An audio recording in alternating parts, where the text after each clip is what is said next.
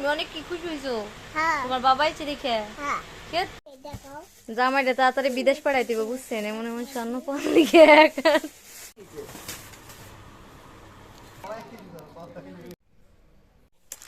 Yummy. আসসালামু আলাইকুম, সবাই কেমন আছেন? আশা করি সবাই অনেক বেশি ভালো আছেন। ভাইয়া আসছে বাহির থেকে এবং বাহিরে কিন্তু আবার চলেও গেছে, কিন্তু অনেকগুলো ভিডিও আমার আপলোড দেওয়া হয় নাই। তো ভাইয়াকে নিয়ে এয়ারপোর্ট থেকে আগায়া যখন আমরা বাড়িতে গেলাম তখনকার ভিডিও নিয়ে চলে আসছে। আশা করি ফুল ভিডিওটা দেখবেন। তো কথা বলতে বলতে কিন্তু আমরা বাড়ির রাস্তায় ঢুকে পড়েছি, আর ভাইয়া আমাদের কি গিফট করলো তাও আপনাদের সাথে একটু শেয়ার করব। তো ফাইনালি আমরা বাড়ির সামনে চলে আসছি, এখন আমরা নামবো। এই মুহূর্তটা একজন বিদেশি মানুষের কাছে কতটা আনন্দিত হতে পারে যে সে বাহির থেকে আসবে আর তার ফ্যামিলির প্রিয় মানুষকে সবাইকে দেখতে পাবে, কতটা মজার এবং আনন্দর হতে পারে বলেন। যে ভাইয়ারা বাইরে থাকে একমাত্র তারাই বুঝতে পারে। তো এখানে হলো ভাইয়া ব্যাগ ট্যাগ নামাইতেছিল আর আমি হলো আব্দুল হাতকে খুঁজতেছিলাম, আর সে তার বাবার কথা শুনে কিন্তু ঘুমে থেকে উঠে গেছে। আমি বলতেছি তোমার বাবা আসছে, আর এই জিনিসটা দেখে আমার খুব বেশি অবাক হয়ে গেলাম যে ও কিন্তু কোনো লজ্জা বা ভয় কিছুই পেল না। ওর বাবা ওকে কুলে নিল, কুলে চলে গেল। আমি শুনছি আমার আম্মুর কাছে আমরা যখন ছোট ছিলাম তখন নাকি বাবা আসলে বাবার কাছে 1 সপ্তাহ 10 দিন হয়ে যাইতো, তারপর বাবার কাছে যাইতাম, এতটা লজ্জা আর শরম পাইতাম। কিন্তু ওর দেখেন কতটা ভালোবাসা, কতটা চিনে, কতটা আন্তরিকতা, ওর বাবাকে দেখে ওর বাবার কুলে চলে গেল। এখন ও কাউকে চিনতাছে না, আর তার জন্য এত এত গিফট নিয়ে আসছে। সে তো অনেক খুশি, সে নতুন কিছু পেলে বলে কি আমাকে সারপ্রাইজ করেছো এরকম বলে।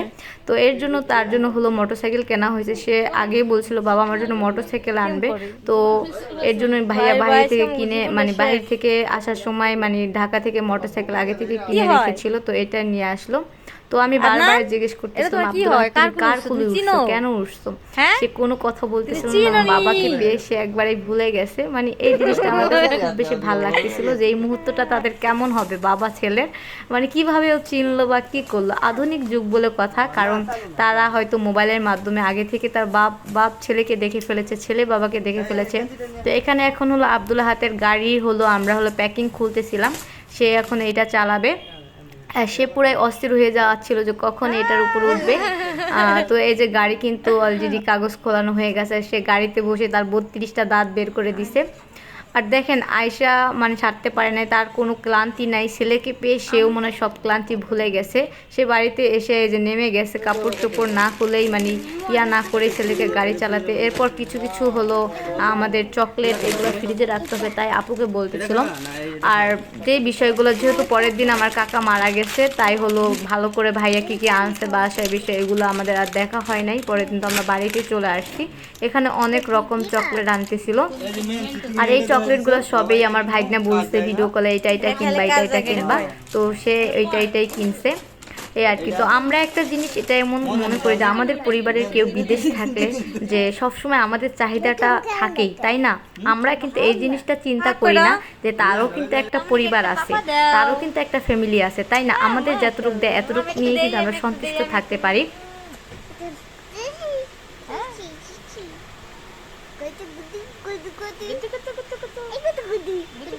তুমি অনেক কি খুশি হইছো? তোমার বাবা আইছে দেখে? তুমি এতদিন সত্যি সত্যি কি তুমি কি সারপ্রাইজ হয়ে গেছো তোমার বাবাকে দেখে? তো এখানে কিন্তু আমার ভাইগনার সাথে আমি দুষ্টামি করতেছিলাম, আর বলতেছিলাম তোমার বাবা আসছে, তুমি কি সারপ্রাইজ হইছো? বলে হ্যাঁ। তো যেটা বলতেছিলাম যে আমরা সব সময় চিন্তা করি যে সব সময় 1 বছর পরে আসুক বা 2 বছর পরে আসুক যে আমাদের চাহিদা আমাদের লাগবেই, কোনো একটা কিছু কম হইলে কি আমাদের মুখ কালো হয়ে যায়? যখন আসে তখনই কি পরিবারের সবাইকে সব কিছু দেওয়া যায়? আমরা কিন্তু এই জিনিসটা চিন্তা করি না যে তাদেরও কিন্তু একটা স্বাধীনতা বা একটা পরিবার আছে। আমরা সব সময় কেন এরকম করি? কারণ যারা বিদেশ থাকে তারা জীবনও কাউদের মন ভরাতে পারে না, কারণ সবার চাহিদা অনেক অনেক বেশি থাকে, আর তারা দিতে থাকে তারপরও কারো মন পায় না। একটু 19 থেকে 20 হলে তাহলে মুখ কালো হয়ে যায় এই অবস্থা। কিন্তু এটা কিন্তু আমাদের একদমই করা উচিত না, কারণ সে ভালোবেসে যতটুকুই আমাদের দেয় না কেন অতটুকুই আমাদের সন্তুষ্ট থাকা দরকার। আর সব গিফট ছিল হলো শুধু আব্দুল আহাদ আর আব্দুল আহাদের, ঠিক আছে? আহাদের সব কিছু ছিল। তো আহাদের এগুলা দেখে কিন্তু আমার খুব বেশি হিংসা হচ্ছিল। আমি বলতেছিলাম তুমি কি আমাকে এগুলা দিবা? বলতেছে না তোমাকে আমি কিনে দিব। হ্যাঁ মানে তার কতটা বুদ্ধি দেখেন, মানে তার বাবার এগুলো আমাকে দিবে না, সে হলো আমাকে কিনে দিবে। তো এখানে রিমোট কন্ট্রোল গাড়ি আনছিল, জুতা আনছিল, মানে সব কিছুই ছিল তার, মানে এবারের সব মার্কেট তার বাবা তার জন্য করে নিয়ে আসছে।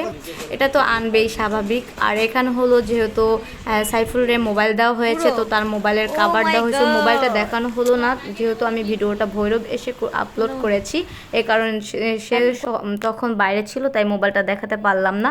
আর এখানে হলো সানগ্লাস এনেছিল, তো আমি একটু সানগ্লাস পরে একটু ঢং ফং করতেছিলাম এই আর কি, আমাকে কেমন লাগতেছে। আর এখানে বলতেছিলাম হলো জামাই বিদেশ গেলেই ভালো ভাই এরকম স্বর্ণ পড়তে পারবো, কারণ না ভাই দরকার নাই, প্রিয় মানুষটাকে বাইরে দিয়ে তারপর শুধু কান্না করবো, দরকার নাই, দেশে আছে এটাই ভালো, এমনি দুষ্টামি করলাম। আর আফুর জন্য এখানে হলো হাতের রিং আনা হয়েছিল, পরে হলো ইয়াররিং আনা হয়েছিল, তারপর নোজপিন আনা হয়েছিল, মানে সব কিছু অনেক সুন্দর সুন্দর ছিল। আর আমার কাছে খুব বেশি ভালো লাগতেছিল। আর আমাকে পরে কেমন লাগতেছে বলেন। আর আমার চেহারার অবস্থা দেখেন, সারা রাত যেহেতু ঘুম হয় নাই, জার্নিং করে আমরা ভোর 4টার দিকে বাসায় আসছি, আর এসে কিন্তু সিহেরি করছি। সারা বাবু তোমাকে কি দিয়েছে? তো এখানে হলো এই যে আমার বড় ভাইয়া, যে আমার মামাতো ভাই, ওকে ঘড়ি দেওয়া হয়েছে, হেডফোন দেওয়া হয়েছে, আর ও তো ভীষণ ভীষণ খুশি, কারণ দেশের মানুষ বাইরের কোনো একটা গিফট পাইলে কিন্তু অনেক খুশি হয়। আর আমরা অনেক সময় মনে চিন্তা করি কি যে বাইরে হয়তো কম দাম, কিন্তু এটা কিন্তু ভুলেও না কম দাম, কারণ বাইরে কিন্তু 3 ডাবল দাম বেশি। বাইরের জিনিস যেহেতু ভালো তাই আমরা কিন্তু আবদার করি, কিন্তু আমরা চিন্তা করি না যে এটা কতটুকু। তার সকালবেলা এখানে আব্দুল হাত গাড়ি চালাচ্ছিল, আর এই দেখেন আমাকে কি কি গিফট দেওয়া হয়েছে। তো এখানে আমার কিছু কসমেটিক দেওয়া হয়েছিল, এবং চকলেটগুলো যেহেতু আমি বাড়িতে বসে খেয়ে ফেলছি আর ওরকমভাবে দেখাইতে পারলাম না। আর আমার সবচেয়ে পছন্দের একটা জিনিস দেখেন, এই যে ছুরি সেট, তো এইটা আমি যেহেতু রান্না বান্না করি তাই হলো ভাইয়া আমার জন্য এটা আমার কিনে আনছে। তো এই জিনিসটা সবচেয়ে আমার বেশি পছন্দ হয়েছিল। তো সব কিছু মিলিয়ে আজকে আপনার কাছে ভিডিওটা কেমন লেগেছে অবশ্যই কিন্তু কমেন্ট করে বলে যাবেন। আসসালামু আলাইকুম, সবাই ভালো থাকেন, আল্লাহ হাফেজ। পরবর্তী ভিডিওতে আবার দেখা হবে আপনাদের সাথে।